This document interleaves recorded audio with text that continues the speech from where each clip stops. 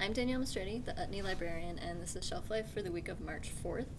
We're going to start this week with Greater Good, which is the magazine of the Greater Good Science Center at UC Berkeley. And it's an entire center dedicated to studying human emotion, positive emotions like kindness and empathy, so they publish lots of really interesting research. A lot of it winds up in this magazine, which is going to be going online only, but you can still snap up this last print edition at newsstands. They have, as you can see, this great cover package this time about why we make art, sort of the history of people making art, and they have interviews with a lot of really cool people, everybody from KRS-One, the hip-hop artist, to animators, filmmakers, choreographers, just sort of talking about what drives them, what inspires them, and why they think people make art.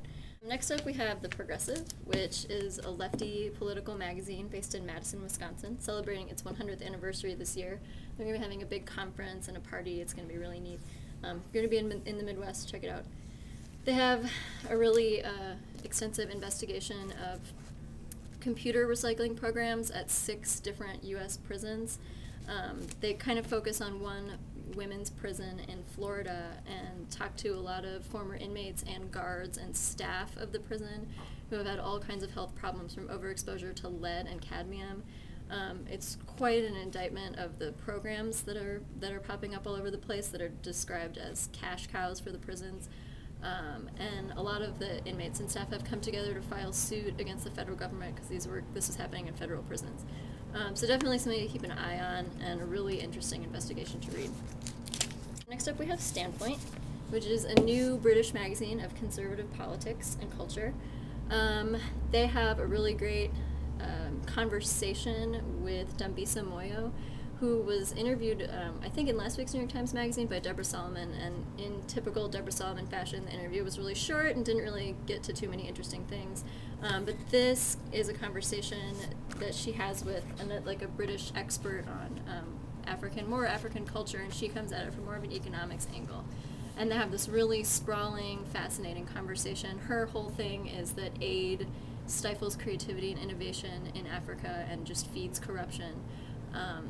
Which is she has some really controversial perspectives, and I think especially coming at things as an economist has more of a difficult time getting heard, but it's really interesting interview to check out, especially if you were left wanting more from the short Solomon Q&A in the Times Magazine. And just in general, a really cool magazine to check out. I think a lot of us lefties ignore conservative publications, but that's at our peril. Finally, we have Living Bird, which is the magazine of the Cornell Lab of Ornithology.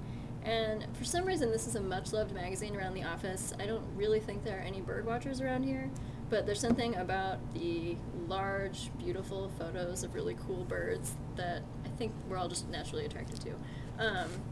They have a little trip to Botswana, to a nature preserve in Botswana in this one, including this really awesome photo of some variety of kingfisher bird. And of course you can see they've got a nice snow owl on the front.